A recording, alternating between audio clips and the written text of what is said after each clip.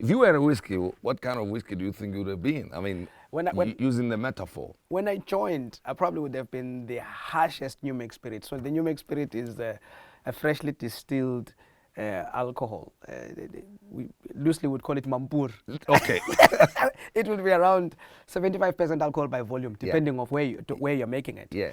So I was harsh as a person. I probably would have not been used in a barrel because it would have needed maybe to have another liquid just to coat it down a little bit.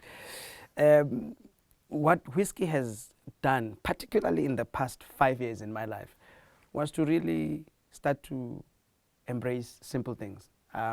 Much more humble now than I was before. I mean, I would walk in and I would want to be called Mr. So-and-so because I represented brand X and I wanted my things done this way. But now it's more about the experience and learning. You know, when even in bad customer service, I have a lesson and I question myself what I do right and what I do wrong.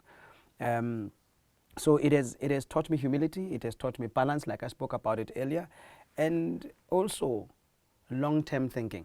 You know, one of the greatest challenges that I had in the whiskey industry, so 12 years looks like a long time, but if you think of the Macallan, that's the youngest bottle they have as an expression.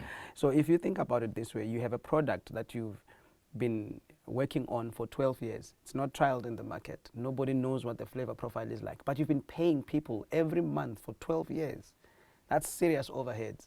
And then just believing in the concept that this will work. And when it gets out in the market, in a space of 8 months, you've recovered everything else that you've done in terms of your overheads and perceived losses in the beginning. That has taught me to say, be patient. Take your time. So am I at the good stage of maturation?